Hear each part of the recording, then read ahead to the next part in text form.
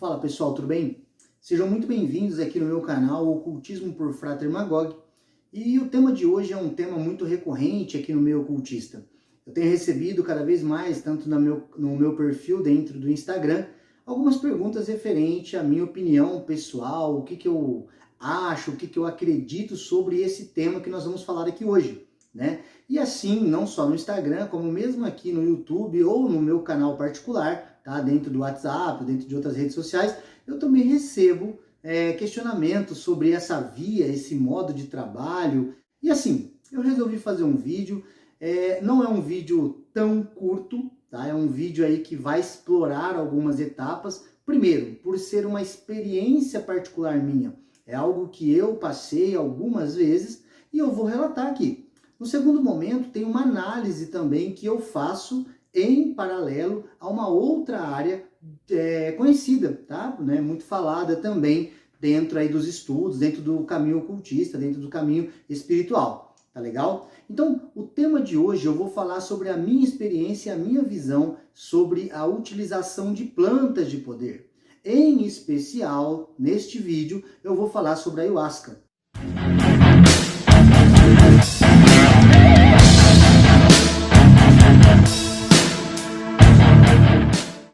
Eu já tomei ayahuasca algumas vezes, né? Faz algum tempo que eu não tomo aí, em torno de uns 3 anos, 4 anos que eu não tomo, mas eu já tomei ayahuasca. Então, eu tenho a experiência, tanto física, no caso aí, de ter tomado, quanto aquilo que ela realmente produz. Ali, o que eu senti, o que eu pensei, como que foi a experiência para mim, para o Frater Magog, tá? Eu gostaria, antes de mais nada, de dizer o seguinte, que sobre esse tema, por que sempre se tem muito preconceito, muito tabu, muitas discussões? Porque eu até brinco, né? Eu falo que tem dois tipos de pessoa, os que sabem muito, né, falando pouco, e os que sabem pouco falando muito. Ou a pessoa tem um conhecimento teórico sobre esse assunto muito grande, mas nunca provou, não tem a experiência física, ou ela toma demais, já provou de tudo, tá? Mas não tenho a facilidade de transmitir, de conectar, de explicar de uma forma coerente, né, essa experiência. E aí alguns alegam, né? Ah, mas é porque essa experiência ela é transcendente e a verdade é incomunicável e tudo mais. Tudo bem, como eu não presumo que eu tenha a verdade universal, e eu sou mais um aí na fila do pão, eu vou contar então a experiência que eu tive, como que foi o meu contato com a ayahuasca, como que eu cheguei lá, o que é a ayahuasca. Tem muita gente que pode estar vendo isso aqui pela primeira vez, né, e vai entender melhor. Então, o que é a ayahuasca, como que é feito o ritual, como que é preparado, como que eu tomei, tá? E tudo o que aconteceu. Então, antes de mais nada, né, feito essa introdução, explicando como que aconteceu e porquê desse vídeo aqui, eu também, no final, vou fazer uma análise aí, meio rápida aí, até, sobre os paralelos que eu fiz entre a ayahuasca, tá? E algumas coisas relacionadas com a Kabbalah, ou com a Cabala, com as esferas da árvore da vida, com algumas esferas da árvore da vida e com alguns caminhos ali, tá? Uma coisa bem rápida, mas de repente pode ser interessante para você, pode ser interessante se você já ouviu falar sobre a ayahuasca, se já foi convidado para ir tomar a ayahuasca ou para, como eles falam, para consagrar a medicina, tá bom? Então, de repente pode ser interessante. Vamos lá. Pessoal, antes de mais nada, né, essas perguntas chegam a mim por quê? Porque quando eu vou explicar, quando eu vou palestrar, e nos meus livros, né, que eu também sou autor, eu comento muito sobre paradigma ou cosmovisões. A cosmovisão da magia na antiguidade. O que eu quero dizer com isso? Na antiguidade, nós temos os magos, né, os feiticeiros, os xamãs, os pajés, com uma visão de universo completamente animista. Mas onde você quer chegar, Magog? É muito simples. Quem acompanha meu trabalho, para quem está chegando agora, eu vou resumir. A concepção animista de universo nada mais é do que atribuir uma vida, atribuir um espírito, uma virtude, um poder trás daquele objeto físico, tá? O que eu quero dizer com objeto físico, antes de mais nada, para ninguém já imaginar que é um computador, que é o celular. Não. O mago na antiguidade, ele tinha dentro dos 3 reinos da natureza essa concepção de vida. Para ele, todo o universo que circulava, que estava ao seu derredor, era vivo. Eu não vou falar do plano celestial e do plano quitônico, vamos falar unicamente do planeta aqui, da natureza, do aspecto telúrico, do aspecto terrestre. Para o mago na antiguidade, uma pedra, uma planta, um animal, um lugar, tá? Uma encruzilhada, uma cachoeira, uma mata, por trás deles ali existiam guardiões, existiam espíritos que ali regiam aquilo. Então uma folha de boldo não era só uma folha de boldo, ela era uma folha de boldo, mas ela tinha um espírito elemental, ela tinha um princípio de vida por trás dela. Assim como um lugar, assim como um mineral também, assim como os metais e todos os outros componentes do reino da natureza. Feito esta introdução, é importante salientar o seguinte.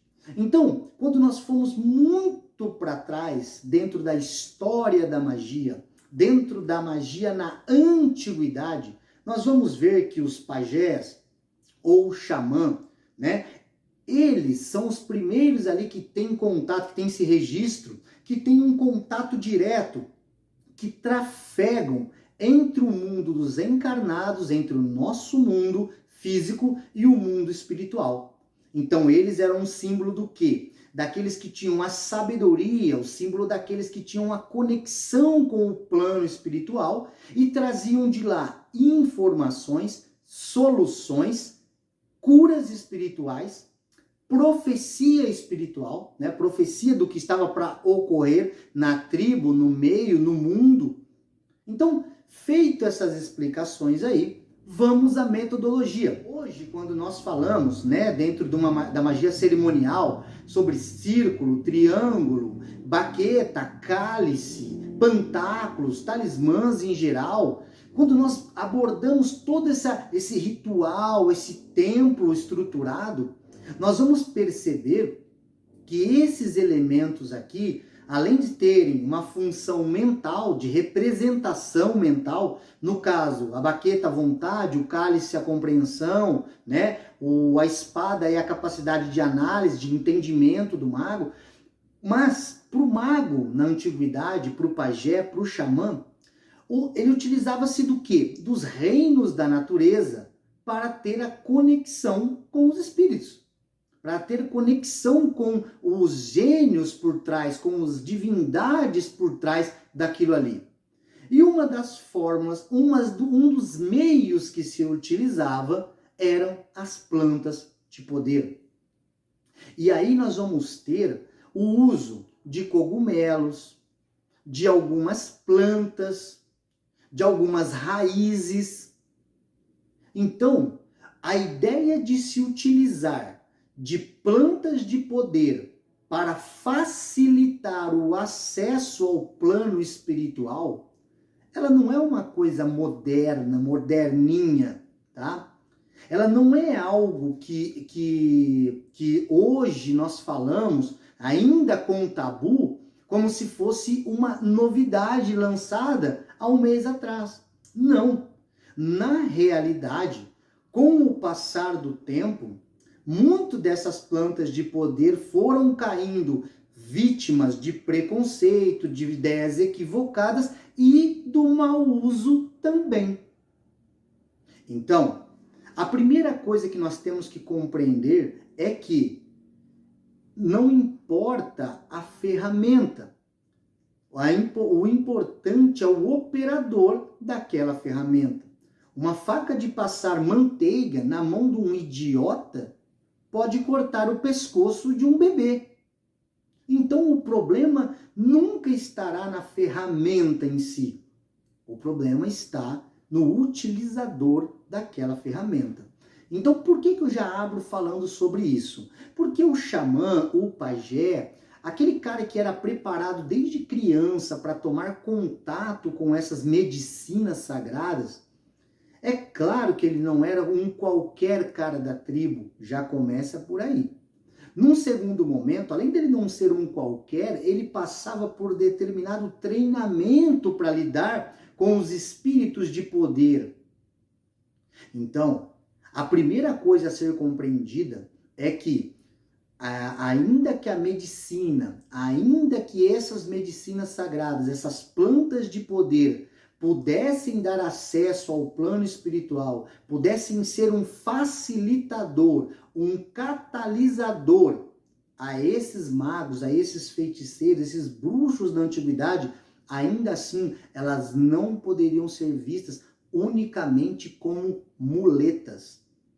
Quando nós falarmos aqui sobre, né, quem conhece aí o trabalho do Castanheira, que foi antropólogo, então tem vários livros publicados, alguns acreditam que ele tenha fantasiado muita coisa e tal, mas o fato é que o termo que ele usa é muito melhor, né? Ao invés de muletas, né, ele chama de aliados, né? Então, eu acho isso extremamente importante. Mas vamos lá. Basicamente, vamos falar de ayahuasca. Ayahuasca, pessoal, é uma junção, tá? É um chá, tá bom? Onde você tem dois elementos ali, duas plantas, tá? O jagube e a chacrona. Aspecto positivo e o aspecto negativo dessa medicina aí, tá bom? O jagube é um cipó, a chacrona é uma folha, tá? Depois eu vou pedir para que na edição coloque-se a imagem aí para vocês terem uma ideia de como funciona.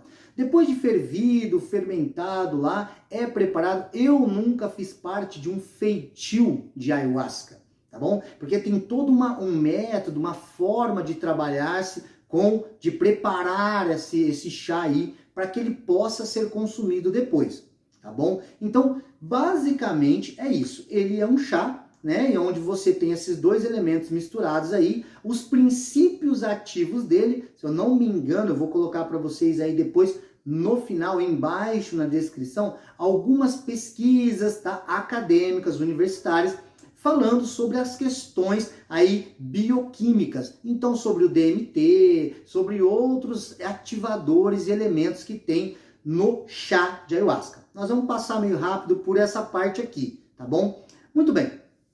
Esse chá aí, ele foi entregue, tá, dentro da história aí, por determinada pessoa, pelo Padrinho Sebastião e tudo mais. Essa é dentro da história do Santo Daime, tá bom? Quando eu tomei contato, eu comecei ouvindo que só Santo Daime, não consagrar a ayahuasca.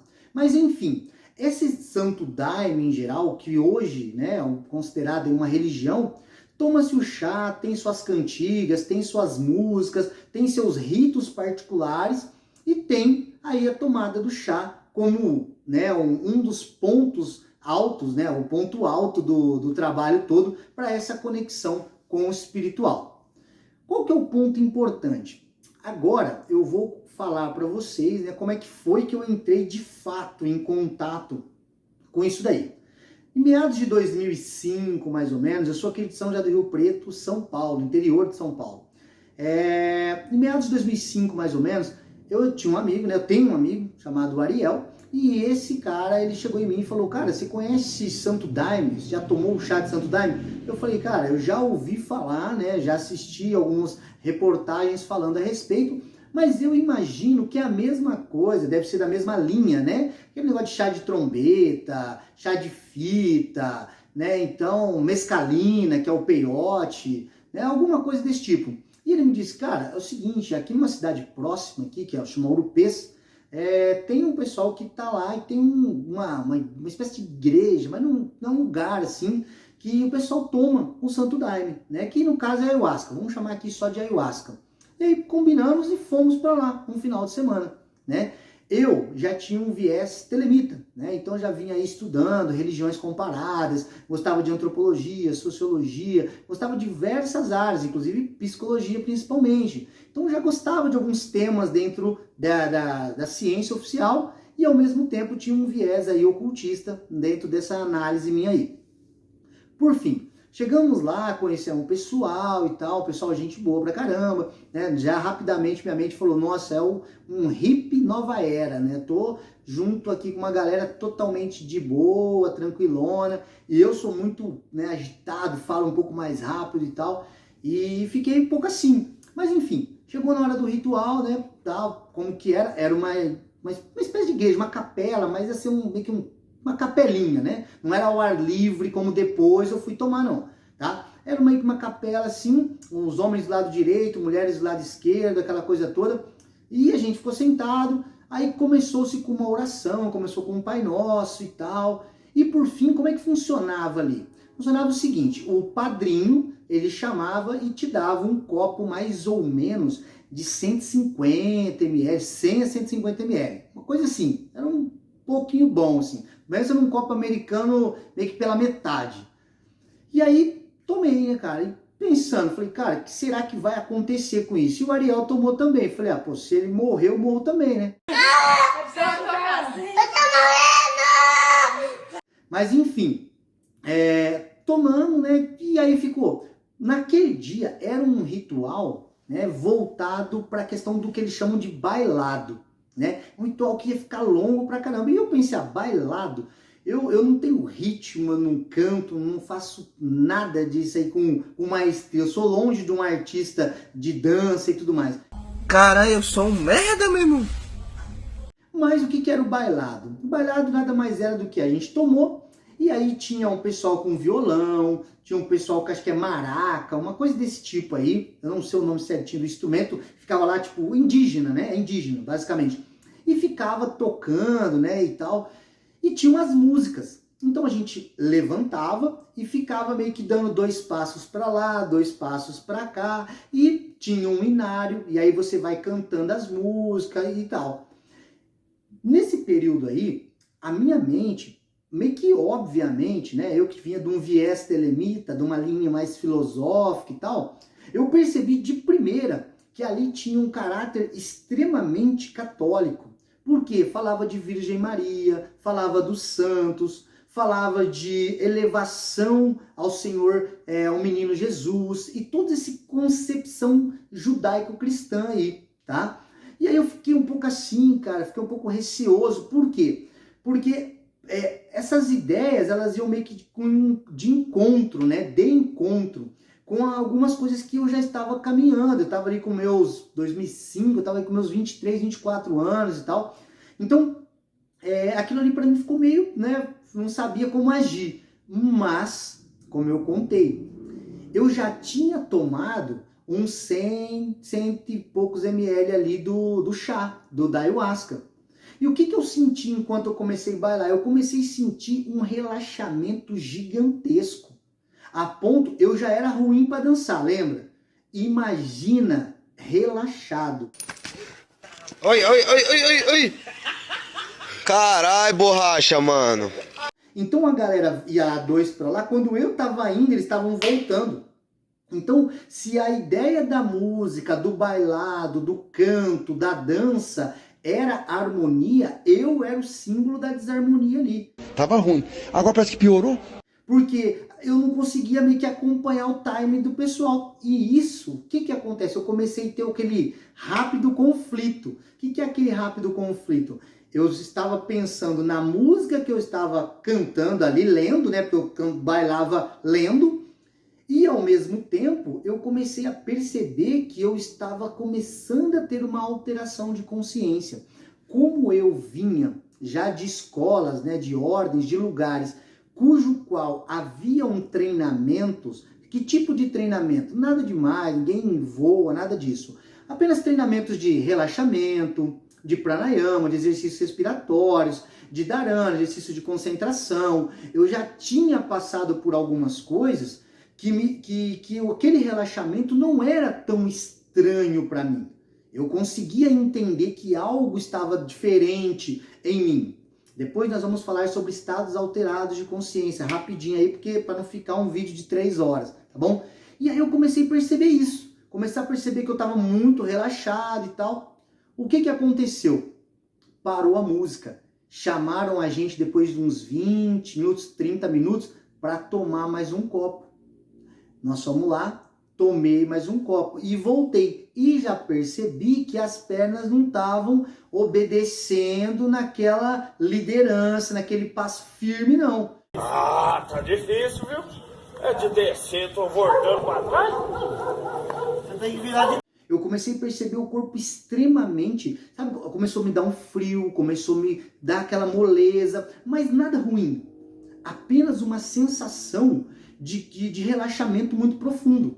Só que aí, a hora que nós voltamos, né, quem não conseguia acompanhar o bailado, quem não conseguia, que era eu, né, e no caso o Ariel, nós pediram pra gente sentar. Senta lá pra mim, me ajuda? E eu sentei, né, sentei lá bonitinho, da melhor maneira possível. E aí vem a parte que para muita gente é interessante. Quando eu fechei os olhos, porque o objetivo era prestar atenção na música e tal, aconteceu tudo na minha cabeça. Pensamentos dos mais diversos. Então eu tinha pensamento na minha avó, aí pensava numa faculdade, aí pensava em namorada da época, aí de repente voltava para cá. Alguns momentos eu começava a devanear, né, dar aquela fantasiada, aquela mente mais distante, e eu começava a querer responder para a imagem que eu estava criando, ou seja, eu sonhando sentado, sonhando acordado. E aí eu comecei a perceber que eu falei, cara, eu estou num estado alterado de consciência. Como anos depois eu vim estudar mais profundamente as questões de hipnose, de transe e de outras técnicas também de alteradores de consciência, eu comecei a sentir aquilo ali e falei assim, nossa, eu estou muito relaxado. Vou ver agora, vou tentar sentir o que é isso aqui. E eu tinha sido advertido, e nós vamos comentar isso rapidinho aqui, mas já vou fazer uma introdução, sobre a famosa peia, né? A famoso processo de limpeza que acontece. O que seria esse processo de limpeza? Algumas pessoas tomam e não sentem só esse relaxamento aí. Tem pessoas que ficam exaltantes, né? E outras pessoas dão uma introspectada, fica mais introspectiva. E também tem as pessoas que acabam tendo aí questão do vômito, tem casos de pessoas que têm até a diarreia, né? E é claro, pessoal, não é ali e tudo mais. Quando a pessoa está nesse estado, ela levanta a mão, o pessoal mais velho vinha buscar e leva a pessoa ali para fora. Então a pessoa acaba fazendo esse processo de limpeza. E isso é muito comum, tá? Numa ritualística com ayahuasca, tá bom? Tô avisando aí para os nojentinhos de plantão, mas é que fica tranquilo que ninguém vai ficar vomitando em cima de você não, tá bom? Por fim, sentei ali e continuei, né? Tava sentado, continuando, e como eu já tinha algum contato com a questão de tátuas e símbolos e planos cabalísticos e tudo mais, falei, cara, vou firmar uma ideia aqui na cabeça para ver se eu consigo ter uma experiência aí, um scry, uma visão do espírito, alguma coisa, um deslocamento, alguma coisa desse tipo. Por fim, o que eu sentia profundamente? Eu estava sentado assim, de repente eu sentia meu corpo meio que sentindo que estava levantando, né? Meio que levantando, e aí eu abri os olhos, porque dá aquela sensação, né? A mente consciente fala, opa, isso não é comum, isso não é certo. O sensor psíquico vem e fala, pô, você tá viajando. Aí eu, abri o olho, tava parado no mesmo lugar, né? Hoje nós falamos sobre projeção astral, sobre corpo de luz e tudo mais, mas isso é para outro vídeo aí. O fato é que aquilo meio que deu uma impressionada em mim, como que realmente, né? Aquela planta parecia, aquele chá parecia ter, com pouca quantidade, um efeito bem interessante sobre a minha psique. Número 1, né? Eu já bebi, já sabia o que era o álcool, então posso dizer aos senhores, às senhoras, às pessoas que me acompanham aqui, não tem relação com estar bêbado. É diferente, não tem nada a ver com estar bêbado, tá bom? Então, é um relaxamento que eu tive profundo, onde a minha mente realmente, ela vai buscando, vai ficando longe, você pensa algumas coisas e essas coisas parecem rapidamente interagir com você, ou seja, a experiência é muito individual. Nós vamos falar sobre miração, tá? Na hora que eu falar de estados alterados. E aí você vai entender um pouco de estado de transe, aquela coisa toda. Mas assim que acabou o ritual, né? Assim que acabou depois de algumas horas lá, né? Porque depois nós tomamos de novo, né? E aí eu já não consegui nem ir ao banheiro, tá? Eu tive que ter ajuda porque eu pisava meio, né? Meio fundo assim e acabei tendo que precisar de ajuda, meio que segurando no braço, nada demais. Pô, eu não me controlo. Mas, assim, o fato foi A hora que acabou o ritual, né, por mais que digam, né, que meia hora depois tá tudo bem e tal, não, você se sente um pouco na força que eles falam. Eu me senti ainda um pouco conectado com o ritual e tudo mais. E aí começa a vir o sensor psíquico, né? Aí começou a vir minha cabeça falando assim, cara, parece que eu estava num estado receptivo, eu estava num estado alterado de consciência ou em transe, transe que eu falo não é o transe de zumbi não, tá? Tô falando apenas um estado relaxado mesmo e ouvindo essas músicas aí. Será que esse trem aí não vai afetar minha mente inconsciente? De tanto que você repete, eu subi até onde a Virgem Maria está e não sei o quê. Será que isso daí não pode me afetar? Então eu fiquei nessas paranoias aí pós-ritual. Mas enfim, foi uma experiência muito bacana. Eu tinha diário na época, anotei a experiência, tudo como foi. À noite tive alguns sonhos muito lúcidos, por sinal, né? Então para mim foi muito bom.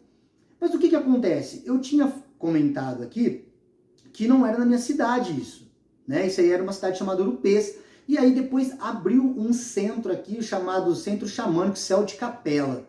E lá era um cara que eu conheço, inclusive talvez ele vai estar assistindo esse vídeo, que é o Tadeu, e ele estava consagrando a ayahuasca, mas numa visão mais xamânica, menos cristianizada, que é mais a ideia do Daime, e montou lá esse céu de capela e tal, e me convidou o Ariel também, por sinal, na época, e a gente foi. E depois disso eu fui mais algumas vezes, nem sei falar ao certo aqui quantas vezes eu fui. Só que eu já fui numa visão um pouco diferente. Primeiro, já não era mais virgão.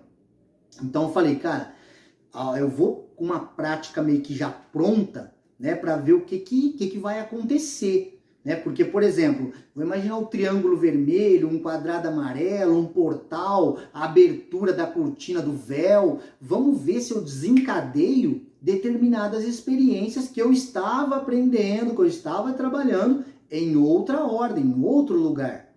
Entende? Número 1, achei bacana o céu de capela lá, por quê? Porque não tinha muito essa questão mais religiosa, eram músicas mais Enya, Era, sabe? Uma fogueira, não era mais uma capela, então foi legal, achei bacana, então é tudo no gramado, a gente senta e tudo mais, não pode conversar, e você toma, e é o que entra no que eles falam da força. E aí nós vamos falar um pouco de mirações. Você vai ouvir demais. Se você procurar isso, você vai falar, miração. O que é miração? Visões e tal, que algumas pessoas alegam ter, né? Muitas alegam ter. Então, de tanto que tem fumaça, deve haver fogo, né? E aí, resumindo, eu também, nessa experiência aí, tomei ayahuasca, sabor diferente, eles falam de dosagem e tudo mais, isso daí eu não vou saber explicar, porque eu não sou um perito em ayahuasca, tá bom? Mas tomei dessa vez aí, tá, uma quantidade igual a outra vez e tive umas experiências muito melhores, né? Inclusive, nessa vez aí, por sinal, dessa segunda vez, eu sim já tive o vômito, né? E o ponto interessante, eles haviam pedido para que antes de ir para ayahuasca, antes de consagrar, antes de ir para esse ritual, não bebesse, né? O pessoal que toma algum remédio controlado não pode, se eu não me engano. Então tem todos uns elementos lá. Mas o fato é que eu realmente não estava bêbado para ir pro ritual, não. Mas eu tinha comido muito, porque o ritual começou a tipo 8 da noite. Então eu falei, vou por esse ritual aí, vou jantar, né? Então jantei, era mais ou menos 5h30, 6 horas da tarde. E chegou lá, depois que eu tomei, deu 10 minutos, 15 minutos, senti um hambúrguer, pum, coloquei tudo para fora. Mas o fato é que realmente, no momento que eu tomei, aquele relaxamento que eu tinha falado, dessa vez, lembra do plano que eu fui do triângulo, do quadrado? Não preciso nem falar que não aconteceu nada disso, né? Não consegui manter triângulo na mente, não consegui manter quadrado, pensei em fazer um tipo de invocação, imaginar um Deus, assunção de forma divina, nada disso funcionou, nada disso. Na hora, depois vou até falar por que hoje eu ensino, dizendo que tem alguns elementos que é muito importante você estar treinado antes para ter uma boa experiência. O fato é, aí na hora que eu sentei, eu comecei a ter vamos chamar de complexo de culpa. algumas coisas vieram na minha cabeça, da minha vida, que não estava legal, se eu estava realmente fazendo alguma coisa que era o que eu queria para minha vida, se eu estava fazendo alguma coisa que outros estavam impondo sobre a minha vida, no sentido de faculdade, de trabalho, né? Eu estava começando aí dentro da minha caminhada aí dentro do mundo da luta, né? Tava começando Muay Thai, começando a dar aula. O fato é que 10, 15 minutos depois, aquela coisa ruim, eu vomitei. Eu senti que eu tinha colocado para fora algo que estava entalado em mim de cunho emocional. Então, nessa experiência, eu meio que já voltei diferente. Eu literalmente, a hora que eu sentei já de novo, eu falei assim, cara, isso daqui, ele serve como uma espécie de exorcismo, uma espécie de purgante, uma espécie de banimento de algumas coisas que parecem não estar bem resolvidas dentro da gente. E aí fez sentido. Quando tempos depois eu vi que algumas pessoas têm insights, né? O que são insights? A pessoa vai com um problema pro ritual e de repente a pessoa em dado momento, ela, sabe, ela meio que recebe a resposta. Claro que eu vindo de outras vertentes, muitas vezes eu escrevi em diários de anos e anos e anos, que eu acreditava que pode ser o inconsciente dela que por vezes veio e respondeu uma angústia lá, uma questão que ela já trazia dentro dela, e entrando num estado de transe, num estado alterado, num estado de relaxamento profundo, emergiu.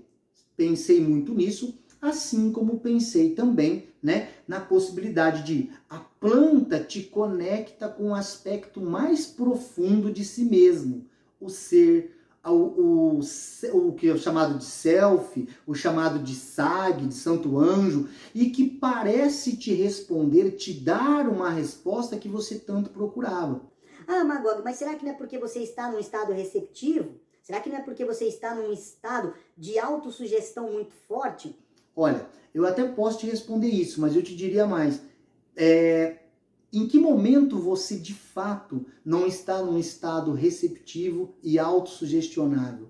Muitas das nossas crenças e pensamentos são puro fruto de crenças fortalecidas por sugestões. Mas não é o objetivo aqui agora, tá bom? Muito bem. E aí algumas pessoas parecem que voltam com umas respostas, outras choram. E aí você pergunta, fala, pô, será que tem alguma coisa muito ruim aí? E você vai conversar com a pessoa fala, cara, eu chorei, na realidade, porque eu solucionei uma coisa, eu meio que estava entalado para falar alguma coisa pro meu pai, pra minha mãe, e eu acabei perdendo meu pai, e naquele momento ali, eu, sabe, senti meio que um alívio. Então, você não pode atribuir uma realidade objetiva, de que o cara entrou em contato com o pai dele. Eu não, longe de mim ser anticientista assim, porque não sou ele, mas ao mesmo tempo, o que eu posso te dizer é que se aquele curto-circuito na personalidade do cara lhe fazia mal, parece ter resolvido aquele problema, aquele conflito psíquico, e o cara sai dali melhor. Então, eu vi várias experiências desse tipo, aí depois a gente, quem quiser, pode perguntar, comentar alguma coisa nos comentários aí, falar alguma coisa nos comentários sobre essa experiência, porque foi muito bacana. Eu vi ali na ayahuasca, né, uma coisa bem interessante. Muita gente me pergunta, Mas ela gera dependência? Olha, a ayahuasca, ela é uma muleta, ela é uma fuga. algumas pessoas falam, alegam, né, lidar com seus problemas, sair da depressão com a ayahuasca, alegam também ter resolvido os problemas aí de vícios e tal. Cara, o que eu vou deixar para vocês aqui são pesquisas de universidades. São pesquisas como, por exemplo, da USP, tá? Então, o que eu tenho para te dizer? Eu estou te contando uma experiência particular, como é que foi dentro do meu universo. Eu estou te contando algo que eu vivenciei, tá? Isso é o que eu posso te dizer. Eu não sou o cara que chegou lá com depressão, não sou o cara que chegou lá viciado em algo, tá? Então eu sou uma pessoa que teve uma experiência que gostou muito e que também, aí eu contei a segunda só, não vou nem contar as outras 50 aí, porque não dá, né? Mas, sim, tive inúmeras experiências que, na teoria, tô falando de teoria livresca, tá? A gente ouve muito falar. e tem dificuldades em reproduzir. A gente ouve falar, mas o Crowley, o Bardon, Eliphas Levi, Stanislas de Guaita, John Fortune, Rigardier. Pô, cara, você não tem impressão que é uma distância gigantesca entre você e qualquer um desses caras? Entende? Então, aí o que eu quero dizer com a gigantesca? É porque a maneira que eles reproduzem em seus livros as práticas, as experiências e os resultados que eles tiveram, dá a impressão muito forte para muitos, principalmente nós ocidentais, de que é uma coisa muito distante, né? Pelo menos na nossa geração, no nosso momento e tudo mais. E ao conhecer a ayahuasca, eu vi ali que sim, existia um potencial daquela medicina ser trabalhada para determinados tipos de rituais, determinados tipos de trabalhos dentro da magia cerimonial, dentro do caminho espiritual, da iniciação e tudo mais, tá legal? Então, agora entra um ponto bem interessante. Anos depois, né, eu pego todas essas experiências aí com a ayahuasca e começo a fazer alguns paralelos. Veja bem, eu não estou dizendo que isso aqui é única verdade universal, eu estou falando minha experiência, meus estudos e minha caminhada particular, tá legal? Eu peguei a ayahuasca, a experiência da ayahuasca e falei assim, vou dar uma analisada nela sob a perspectiva da árvore da vida. Vou analisar ela como que dá para fazer ela se tornar útil e o que acontece no fenômeno dela. Eu não sei quando você vai estar assistindo esse vídeo, mas eu posso te garantir, Magog, né? Nunca li algo em qualquer lugar, eu não vi ninguém citar o que eu vou falar aqui. Isso não me torna um gênio, não me torna nada disso. Me torna alguém que fez uns paralelos entre uma experiência física, né, de caráter psíquico, e que fez um paralelo dentro dos seus estudos cabalísticos. Você está